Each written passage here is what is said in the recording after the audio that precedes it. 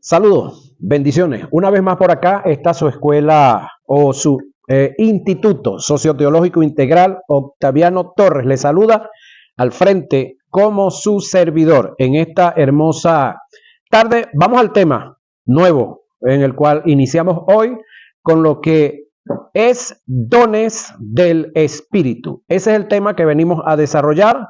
Vamos a estar aquí varias horas de clase entre hoy y mañana. Posiblemente si le damos corrido, pues salimos de la guía entre hoy y mañana mismo. No es muy larga esta guía, pero de gran bendición. Esta es la continuidad de lo que ya vimos, que es neumatología, una de las guías que después de estudiar sobre cristología de alta crítica considero muy, pero muy importante lo que es la neumatología y los dones del Espíritu, que es el material con el que vamos a dar inicio en esta hermosa tarde. Dice la base bíblica con la que vamos a trabajar en primera a Corintios 12, 1 y 11. No quiero, hermanos, que ignoréis acerca de los dones espirituales. Sabéis que cuando erais gentiles, es decir, inconversos, no nacidos de nuevo, se os extraviaba, llevándoos como se os lleva a los ídolos mudos. Por tanto, os hago saber que nadie que hable por el Espíritu de Dios, el Espíritu Santo por supuesto, oiga lo que viene, llama anatema. El término anatema también significa maldito, a Jesús. Y nadie puede llamar a Jesús Señor, del término Kyrio, sino por el Espíritu Santo. Ahora bien, hay diversidad de dones, pero el Espíritu es el mismo.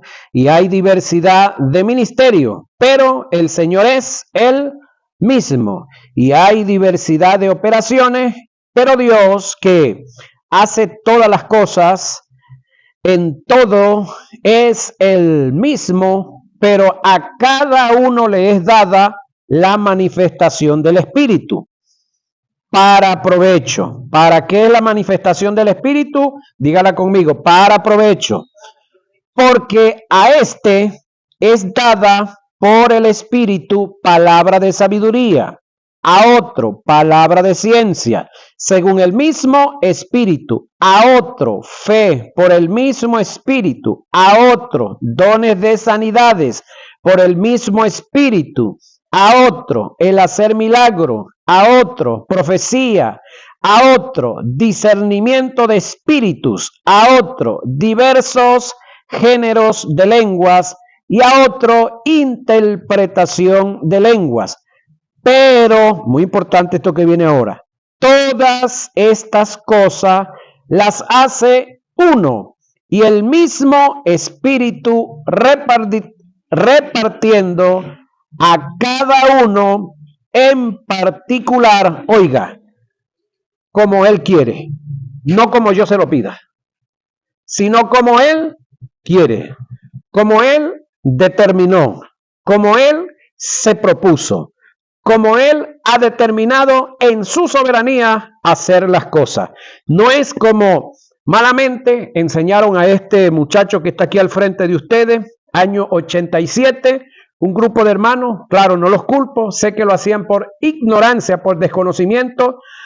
Me motivaron mucho a orar por los dones, que no era malo que orara por los dones, lo malo era que me enseñaron a que procurara los dones, pero nunca me enseñaron a conocer al dueño de los dones, que es el Espíritu Santo. Entonces no sé si usted cayó en ese mismo error, a usted lo enseñaron de la misma forma, pues yo he venido y estoy acá en este lugar para enseñarle que así no es el asunto. Que a Dios nosotros no debemos acercarnos a Él mirando sus manos, porque cuando yo me acerco a Dios mirando sus manos, quiere decir mirando lo que Él me puede dar, mirando lo que Él tiene para darme, sin tomarlo en cuenta a Él como ser, como Dios, como omnisciente, como omnipotente, como Dios de amor, a Jesús como nuestro hermano mayor, como nuestro Salvador, y a la persona del Espíritu Santo como nuestro gran compañero, nuestro gran amigo. nuestro gran consolador, cuando no nos acercamos a Dios en el conjunto de la deidad de esta forma, nos estamos acercando a Dios con una mentalidad de prostituta. Dijeran del otro lado del puente Simón Bolívar, ¿cómo así? Bueno, cuando un hombre llega a un prostíbulo, están las prostitutas allá, le preguntan si es profesional, le preguntan en qué universidad se graduó, le preguntan que si la platica que trae es la de los hijitos que los tiene pasando hambre, es la de vestir la esposa, es la de pagar la luz, de pagar la renta. ¿Le preguntan eso las prostitutas? No, a ellas les interesa solamente lo que el tipo trae en la mano o en el bolsillo. ¿Quién es él? No le interesan. Entonces, así muchas veces nosotros nos hemos acercado a Dios. Solamente por lo que podemos recibir, percibir, granjear de Él, no por lo que Él es. Entonces, eso es lo que yo quiero, que nos corrijamos, que nos perfeccionemos en esa área, que nos acerquemos a Dios por lo que Él es. Y en el caso de los dones, son dados a cada uno en particular, oiga, como Él quiere, no como usted se proponga, no como usted determine que es. Porque veía en esto hace poco un pequeño video de un amigo que transmite una gran verdad, que nosotros, o Dios no vino a nosotros para arreglarnos la vida o para mejorarnos la vida, no, sáquese esa idea de la cabeza. Usted no ha venido al evangelio para mejorar su vida, usted ha venido al evangelio para morirse a su vida antigua. No les gusta esa, ¿verdad? Mucho. Usted ha venido aquí no para que le mejoren la vida. Usted ha venido aquí para morirse usted, su vida, y para que Cristo viva en usted. Amén. Yo sé que eso no es fácil, pero eso es la realidad y no se la puedo ocultar, no se la puedo disfrazar. Vamos a continuar acá. En el comienzo de la carta, el apóstol Pablo exhorta a los creyentes en Corinto a que no tengan ignorancia o desconocimiento de lo relacionado con los asuntos de los espíritus. Y una de las grandes bendiciones que yo puedo decir ahorita acá es que en el caso de ustedes que están estudiando en esta escuela teológica, les enseñé ya muy bien sobre lo que es la fe. Por lo tanto, ya conocen el mundo de la fe. Les hemos enseñado también lo que es sobre la cristología, quiénes somos en Cristo, qué tenemos y qué podemos en Cristo Jesús. Y también en esa enseñanza de Cristo Jesús les enseñé que Cristo, luego de haber muerto y resucitado, estuvo 40 días con los discípulos y ascendió al tercer cielo. Y Cristo desde ese entonces se encuentra sentado a la diestra del Dios Padre Todopoderoso, pero que nosotros no estamos huérfanos, no estamos solos. ¿Por qué? Porque nos envió a el Espíritu Santo, el cual vino 10 días después del ascenso de Jesús. Hechos capítulo 2 lo testifica, y no solamente él vino, sino que vino y se quedó y está con nosotros. Eso es el Espíritu Santo. Por lo tanto, nosotros no ignoramos las cosas del Espíritu, ni ignoramos el mundo espiritual. Ahora, es una demanda o era un afán bueno que Pablo tenía, en el que los creyentes no tuvieran ignorancia de lo relacionado con los asuntos de los espíritus, incluyendo la manifestación de los dones espirituales. Corinto era una ciudad portuaria en el sur de Grecia. Por su situación geográfica, servía como conexión entre Oriente y Occidente. En esta ciudad había un templo dedicado a Afrodita, la diosa griega de la, que yo le digo, mal llamada de la fertilidad. ¿Por qué mal llamada diosa de la fertilidad? Bueno, porque cuando hablamos de Afrodita, señoras y señores, no estamos hablando de una individuo que tuvo hijos, porque hasta donde tenemos claro, hasta donde tenemos entendido, Afrodita no tuvo hijos. No se habla de los hijos de Afrodita. Otro de los detalles, un origen de Afrodita no lo tenemos, es decir, no hay una carta de nacimiento, un certificado de nacimiento, no hay un libro de registro, pero sencillamente hubo una creencia en esta individua. Unos le llaman la diosa de la fertilidad, otros le llaman la del amor, pero sí era la del amor erótico, la de la lujuria, tanto así que fue llevado a un nivel de religión, ¿sí? Y los que habitaban y vivían y se congregaban en ese templo, ¿qué libros tenían? No hay un libro como tal. La enseñanza que se daba dentro de ese templo era oral. Ahora, cuando tú tienes un tema oral, sencilla y fácilmente lo puedes distorsionar, lo puedes cambiar fácilmente, porque si se distorsiona aún lo que está escrito, ¿cuánto más lo que sencillamente oral se dijo? Porque yo le digo a la hermana una palabra aquí, que solamente ella lo oiga, y ella se la dice a la hermana que está al lado, y así sucesivamente. Cuando llegue allá, no va a llegar lo que yo le dije a ella exactamente. Bueno, entonces eso pasa con la ley oral, eso pasaba con las enseñanzas de esta llamada Afrodita, diosa de la tal fertilidad griega. Ahora, ¿qué era lo que sucedía allá? Que se dedicaban a la lujuria y al amor sexual, carnal, la cual los romanos conocían y adoraban como Venus. Más atrás viene de atrás. Este templo sirvió como uno de los centros de culto de las religiones mistéricas. Estas religiones que habían dominado esa parte del mundo durante más de 1000 años se parecía mucho a las religiones cananeas, muchos años más atrás, por sus cultos a varias diosas de la fertilidad o de la sexualidad. En el templo se encontraban miles de sacerdotisas, ya que en ese templo mandaban eran las mujeres, que eran rameras. Como preparación de este culto, estas mujeres se provocaban, mira lo que viene, un estado casi inconsciente de euforia, éxtasis, alucinaciones, histérica, emocional o hipnosis que se daban mediante una serie de rituales entrando en contacto directo con las fuerzas ocultas y frecuentemente hablaban en lenguas extrañas. Algunas de estas mujeres se convirtieron bajo el ministerio, del apóstol Pablo. Y déjenme aclarar o ahondar un poquitico más sobre este tipo de cultos que se hacían en aquel entonces, que ahorita se siguen haciendo en algunos lugares por ahí. Por decir algo, no sé si alguno de ustedes, de los que está aquí o de los que me están viendo, han estado en alguna sección de brujería.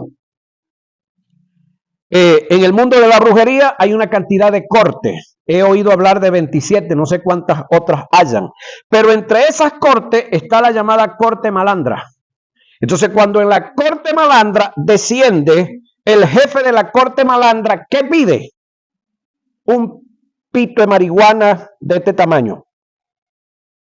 ¿De dónde lo sacan? Dijera el andino, vaya usted a saber. Y el tipo se fuma ese inmenso pito de marihuana. Lo tremendo del caso es que no se droga. Pide aguardiente, ¿cuánto? Una garrafa o varias garrafas. Cajas de cerveza y se las beben todas. Y no se rasca. Qué bueno, dirán algunos, ¿verdad? Están poseídos por demonios. No están en su juicio cabal, en su juicio natural. Están en el mundo espiritual, poseídos. Porque luego que terminan de todas esas cuestiones, tan natural. Cuando vas a la corte, hay una corte en el cual, creo que es María Leonza, se pintan. Y después cuando él sale del éxtasis y él se ve todo pintado, se extraña. Pero es porque están poseídos. Ahora, en el mundo secular, hay fiestas. Creo que ustedes han escuchado algunas canciones que hablan por ahí a partir de las 12, 11 de la noche, la hora loca. ¿Han escuchado eso, verdad? Ok, de repente en los barrios así normalito, poco lo hacen, pero lo hacen en sitios bastante ocultos. Y ya después de ciertas horas de la noche, hermano querido, entra la hora loca, pero la hora loca de verdad, donde comienzan a tener sexo, hombre con hombre, mujer con mujer, todos allá alocadamente. Y no solamente hay alcohol, hay droga, también hay cuestiones espirituales del mundo de las tinieblas. Algo así parecido pasaba en este templo de Diana o Afrodita. El detalle está que las imágenes que tenemos ahorita, nosotros aquí en esta parte del mundo sabemos que vienen ¿de dónde? De Roma. Pero ¿de dónde las obtuvo Roma? De Grecia, los griegos. ¿De dónde las obtuvieron los griegos? De Babilonia. ¿De dónde las obtuvo Babilonia? De Egipto. Ahí está la madre. De ahí vienen. Con diferentes nombres, diferentes presentaciones, algunos cambios de maquillaje, algunos cambios de traje y de algunas cuestiones, pero es, como se dice en el argot popular, el mismo musú con diferentes cachimbas, o el mismo chino con diferentes palitos. En el mundo espiritual vienen de las tinieblas. Ahora, un grupo de estas mujeres se convierten a Cristo. En ese templo solamente, reitero, ministraban, dirigían y ordenaban las mujeres. Todas eran prostitutas. Y había una marca externa. ¿Cuál era la marca externa que tenían las prostitutas acá? Corte de cabello bajitico o cabeza rapada. Esa era la marca externa. Así como los judíos, los hombres se cortaban el prepucio. ¿Sí? Manejan claro qué es el prepucio, ¿no? ¿Hay algún inocente aquí que no sabe qué es el prepucio? Ok. ¿Cómo hacían para descubrirlo? Los judíos tenían que desnudarse. Ok. El detalle acá, que para saber que estas mujeres eran prostitutas no había necesidad que se desnudaran, porque cuando iban por la calle con su pelo cortico o cabeza rapada, todo el mundo sabía que eran prostitutas. Ok. Lo externo es lo mismo.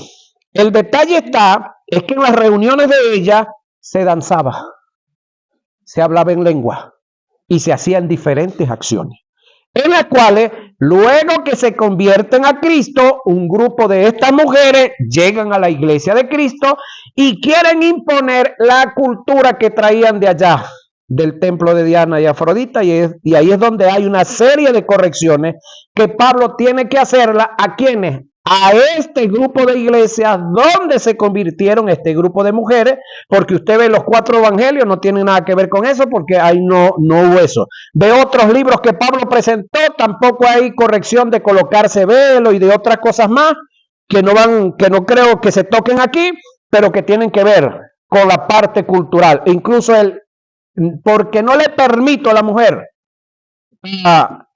enseñar ni tener esa relación de predicar en la congregación. ¿A qué mujeres se refería? ¿A todas o a estas? Específicamente a estas. El detalle está que cuando yo leo la Biblia, interpreto así, fría, secamente, sin saber el antecedente o la parte cultural, lo que tiene que ver con el contexto del caso, de lo que estaba aconteciendo.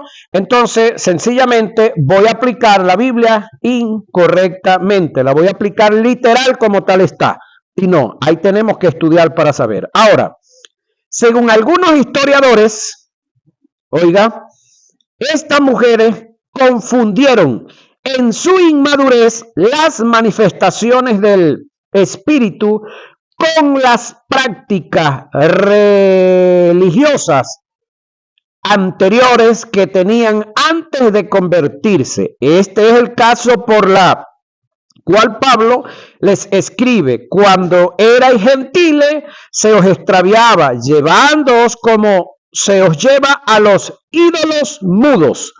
Este término, se os extraviaba, llevándoos, que utiliza el apóstol Pablo del griego, conlleva la idea de ser llamado o de ser llevados, perdón, como un prisionero sin posición sin oposición, perdón, antes de la conversión. Los corintios habían sido idólatras, esclavizados e influenciados por malos espíritus. Eran extraviados y llevados por estas influencias diabólicas. Habían sido testigos de manifestaciones sobrenaturales del mundo de las tinieblas, espirituales, y habían oído pronunciamientos motivados por espíritus de error. En ocasiones habían abandonado su dominio propio y habían dicho y hecho cosas más allá de sus capacidades conscientes. Ahora que eran salvos, los creyentes habían de saber el cómo juzgar todas las manifestaciones espirituales. Deberían saber el cómo discernir entre la voz de los malos espíritus y la voz auténtica del Espíritu Santo, para evitar así una mezcla entre la verdadera manifestación de los dones espirituales y manifestaciones estáticas que se daban como influencia por un espíritu de error o que traían confusión en el seno de la iglesia.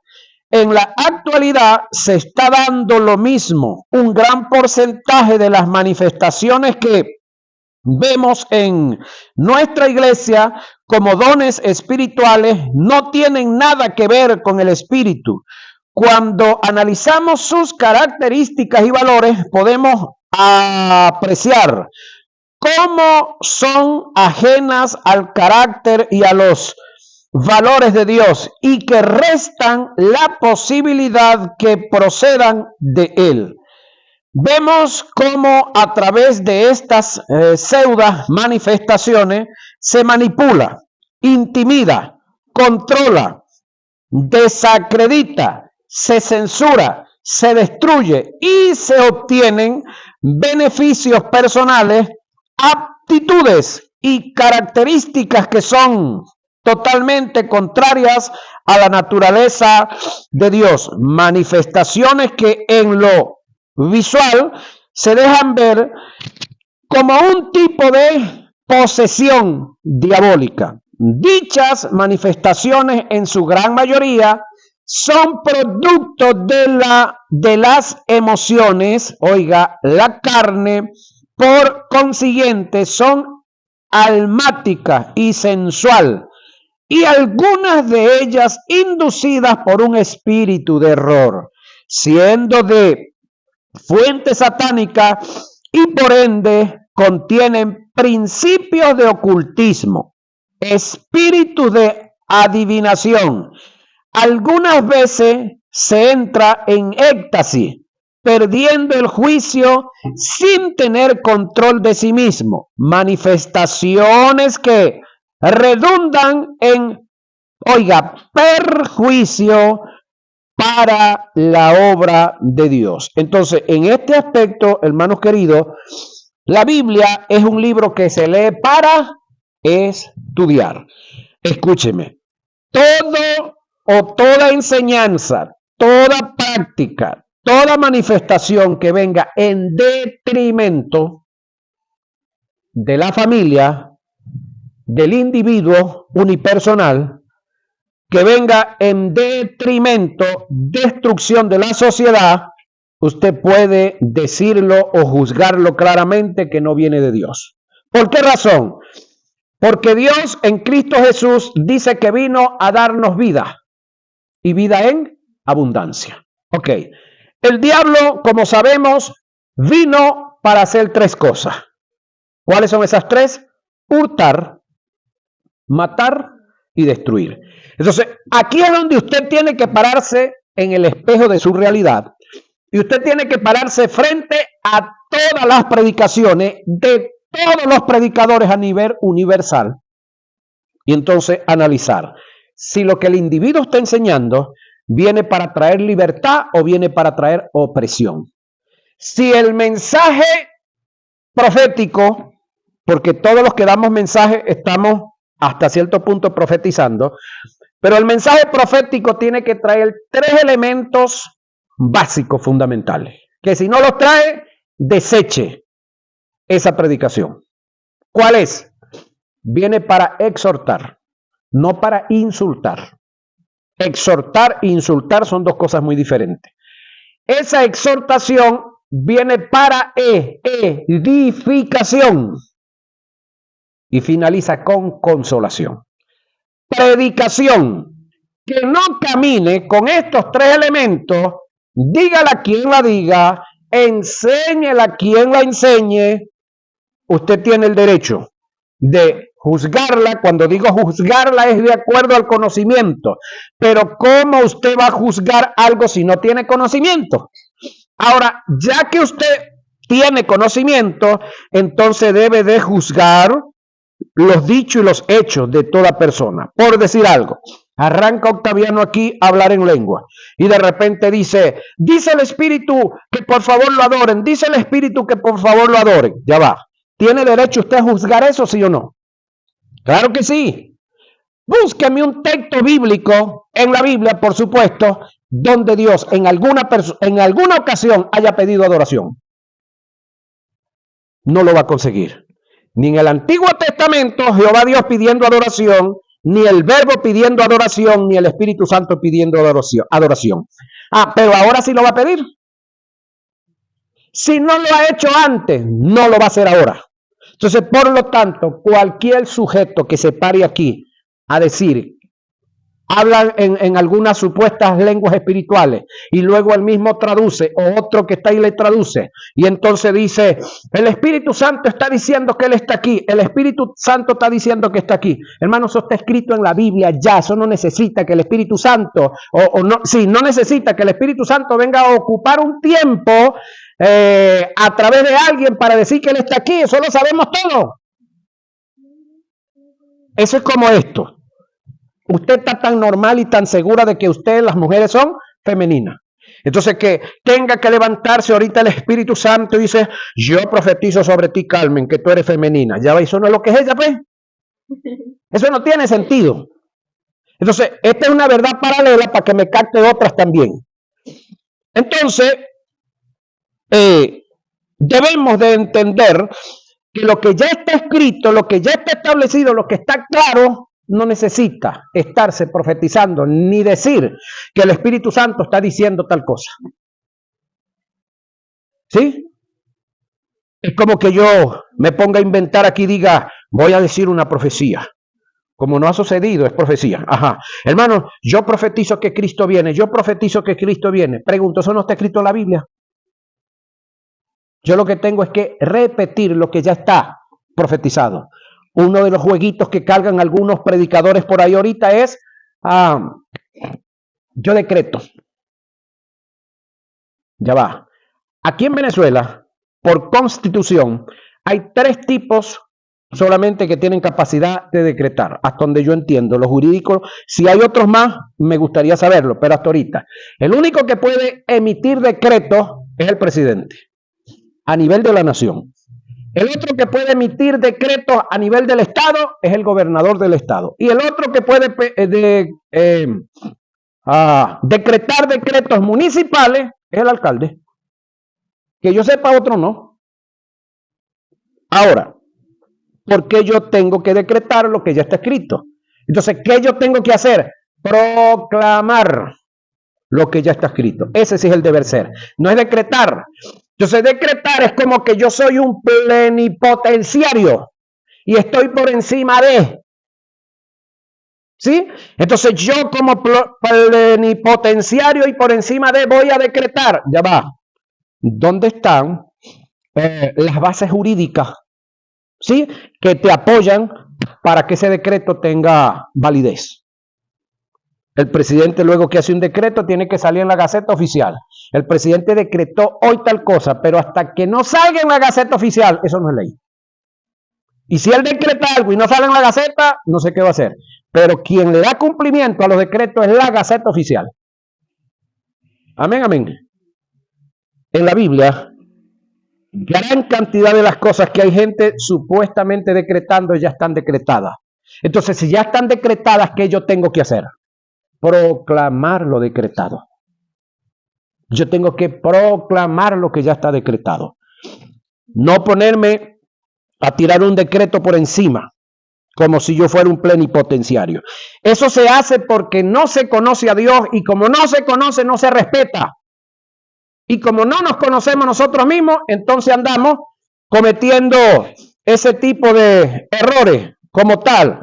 Entonces, eso nos lleva, cuando estamos frente a uno que sí sabe, nos lleva a hacer, nos lleva a hacer frente al que sabe el ridículo. Pero cuando estamos delante de cualquier ignorante, de cualquiera que no tenga, wow, qué tremendo predicador, qué tremendo, mira cómo decreta, cómo desafía. Eso lo puede hacer delante de los ignorantes, compañeros, pero delante de la gente que sabemos que usted es el que no sabe y aparenta saber algo. Ahora, dichas manifestaciones, en un gran porcentaje, en su gran mayoría, son producto de las emociones, la carne. Por consiguiente, son almáticas, es decir, son del alma, no educada, no preparada, y sensual, y algunas de ellas inducidas por un espíritu de error. Se cae en el espíritu de error por causa de que no estamos claros con la persona, del Espíritu Santo.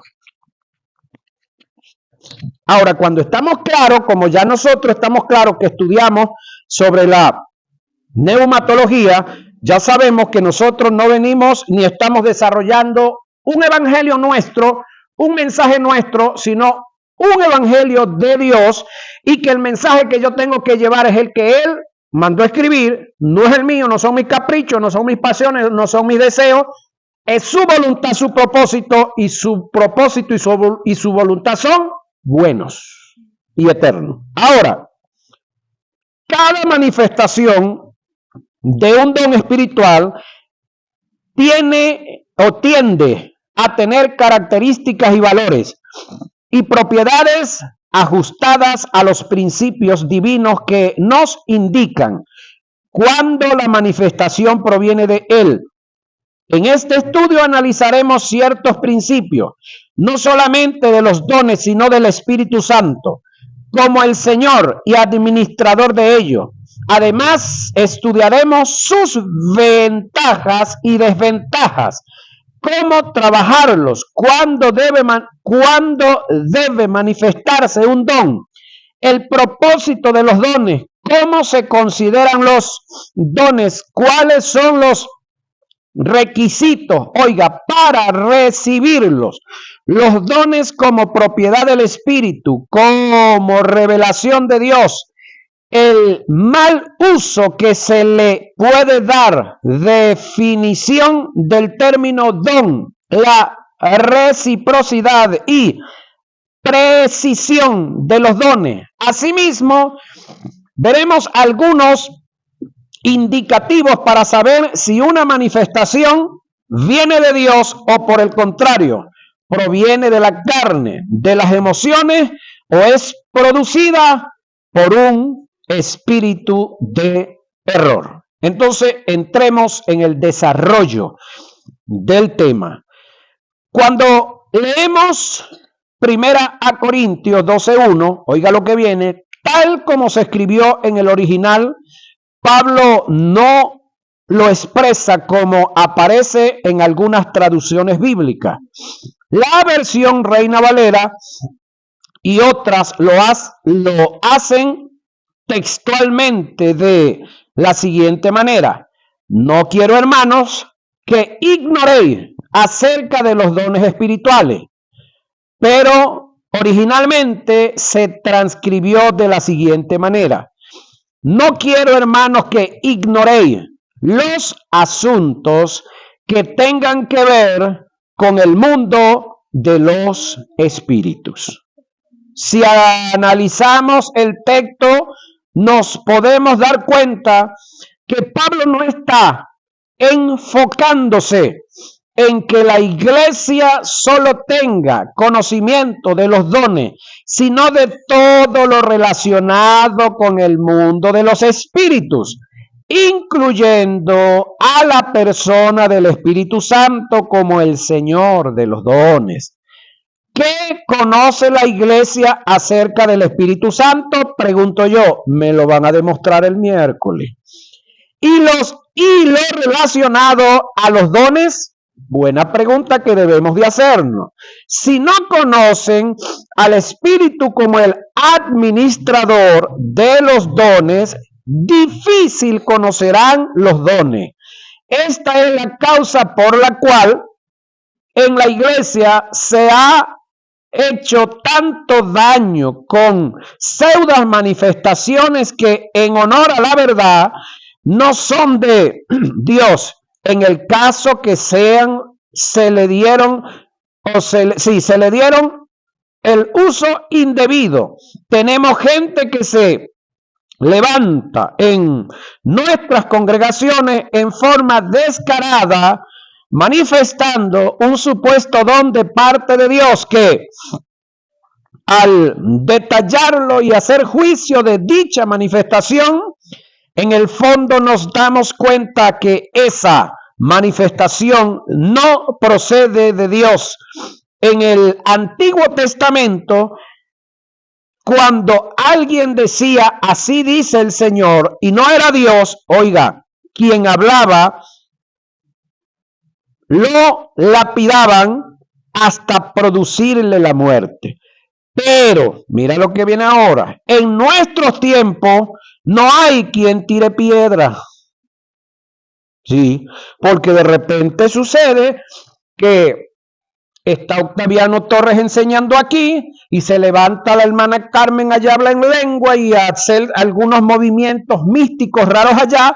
Entonces le digo yo, por decir algo a Jesús Enrique, hijo, dígale a la hermana que se calle la boca. Y entonces llega Jesús y me dice, hermano, usted va a mandar callar el espíritu. Le pasó a un chico. Y entonces él, como entendió que el otro no sabía nada, entonces él tuvo que dirigirse y decirle, hermana, usted que está hablando en lengua, haga el favor, se calla la boca y se sienta. Y él siguió predicando. Termina la predicación, se metió por la oficina y el pastor pega los ojos y le dice, ¿qué hiciste, Octaviano? No, mandé a la hermana a callarse la boca, porque escrito está que mayor es el que profetiza que el que habla en lengua. Eso está en la Biblia, se lo vamos a ver aquí. Entonces, si yo estoy profetizando e enseñando, el Espíritu Santo que está fluyendo a través de mí, el Espíritu Santo que está enseñando a través de mí, el Espíritu Santo que está exhortando a través de mí, que está consolando a través de mí y que está edificando a través de mí, no va a interrumpirse el mismo levantando a la hermana a que hable en lengua. Entonces ahí es donde hay que juzgar el caso. Entonces, si ella se levantó a hablar en lengua, está fuera de orden. Es como, yo no sé si ustedes han visto los debates en los... ¿Cómo se llama esto? En el Parlamento, cuando están debatiendo un tema, por decir algo, sobre la ley de niños, niñas y adolescentes, y de repente se levanta uno a hablar sobre petróleo, sobre economía, y otro le gritan desde aquí, fulano de tal está fuera de orden, está fuera de tema. Esa es la realidad. Entonces, si de aquí para allá se está enseñando, se está llevando a cabo un tema, una enseñanza, y entonces se levanta la hermana a hablar en lengua, ya va, está fuera de orden. ¿Qué hay que hacer? Cállese y siéntese. El detalle es que el pastor le dice, wow, qué bueno, qué bueno. ¿Tú sabes quién es esa mujer? No, esa es la profeta de la iglesia. Y varias veces yo he estado predicando y ella se levanta y se pone a hablar en lengua y yo he tenido que, y me ha interrumpido el mensaje. Es decir, le había saboteado el culto, la predicación varias veces la profeta. Ahora, ¿esa profeta la levantaba el espíritu a hablar en lengua o el diablo? No podemos decir que estaba endemoniada la doña, pero sí influenciada por el diablo. Porque si el hermano está guiado por el espíritu aquí, ¿por qué tiene que levantarse ella? Entonces, esa es la parte que tenemos que juzgar. Entonces, le digo, en el Antiguo Testamento, cuando alguien decía, así dice el Señor, y se descubría realmente que no era Dios que estaba hablando, lo lapidaban hasta producirle la muerte a piedra o yo. Pero como en nuestro tiempo No hay quien tire piedra, porque aquí no dejaron piedra, todas las echaron en el muro allá abajo, entonces no hay piedra para tirarle a nadie. Ajá, entonces cualquiera se levanta hablando en el nombre de Dios, pero aunque no haya quien tire piedra en estos tiempos, ante los ojos de Dios, oiga, queda al descubierto y cuenta le tendrán que dar a Dios los que tal cosa hagan. Debemos ser muy cautelosos con esto, ya que es una de las formas de tomar el nombre de Dios en vano. Para evitarnos problemas, debemos conocer al Espíritu y todo lo relacionado con él, incluyendo sus dones, y darle un uso apropiado al don cuando es administrado por el Espíritu Santo. Pablo nos presenta un principio de reino en relación a las manifestaciones de los dones espirituales. En la primera carta que escribió a los Corintios, donde nos enseña lo siguiente: oiga, nunca podrás aplicar lo que no conoces y no podrás conocer lo que no tenemos. Ahora pregunto yo, ¿tenemos al Espíritu Santo? Ajá. ¿A una sola? ¿Los demás no lo tienen? Yo voy a volver a darles un chance a ver, porque si no vamos a hacerle la oración para que reciban a Jesús y entonces el Espíritu Santo venga a ustedes. Pregunto, ¿tienen el Espíritu Santo los que están aquí? Amén. Ah, ok. Entonces, si usted tiene el Espíritu Santo, ese es el primer paso para luego conocerlo, porque usted nunca podrá conocer a lo que usted no tiene. Entonces, si usted tiene el Espíritu Santo, el segundo paso es conocerlo. Ya estudiamos algo por ahí sobre el Espíritu Santo y lo están haciendo y van a hacer una defensa por ahí sobre ese tema. Entonces el segundo paso es conocer acerca de los dones del Espíritu. Amén. Ok, entonces el texto que les dije está en 1 Corintios 13:9. En otras palabras, aplicamos de lo que conocemos, de lo que tenemos. Jesús en el Evangelio de Juan nos presentó el mismo principio. El pasaje dice: de cierto te digo, que lo que sabemos, hablamos, y lo que hemos visto, testificamos. Eso está donde Juan 3:11. Por otra parte, dijo: conoceréis la verdad, y la verdad os hará libre. Juan 8:32. Según los principios que están en estos pasajes, llevándolos a la manifestación de los dones espirituales, conociendo la verdad acerca del Espíritu y los dones, seremos libres de caer en errores producto de dar rienda suelta a manifestaciones motivadas por la carne. Igual decir las emociones, dándole lugar a un espíritu de error. Mi deseo es que utilices este ejemplar para adquirir un mayor conocimiento acerca de todos los asuntos relacionados con el Espíritu Santo, para que el Espíritu Santo, pueda fluir en tu vida con precisión. Amén. Usándote como canal de bendición y de provecho para tu semejante. Recuerda este principio: la falta de conocimiento, señoras y señores, se convierte en un elemento de cooperación que Satanás usa para tratar de destruir a la iglesia. ¿Para qué tratar? No para destruirla. Porque le digo algo. Usted está claro que Israel, la que está allá en el Medio Oriente, de donde nació Jesús, es indestructible. 6 imperios han pasado sobre la tierra. Ella nació dentro de uno de esos imperios. 5 imperios más han pasado. Asiria, Babilonia, dame el otro, los persas, los griegos, Roma, y ahí está Israel. Y seguirá estando, con todos los males y todo. Ahora, escúcheme, un pueblo sin haber nacido de nuevo, indestructible. ¿Cree usted que la iglesia es menos que Israel? una iglesia nacida de nuevo que tiene vida eterna. ¿Es menos que Israel? No, más nunca. Entonces, el diablo a la iglesia tratará de destruirla, pero no podrá jamás. Y aún menos cuando la iglesia conozca qué es que tiene y que pueda. 5 líneas y paramos. Entonces, reitero, la falta de conocimiento se convierte en un elemento de cooperación que Satanás usa para tratar de destruir a la iglesia.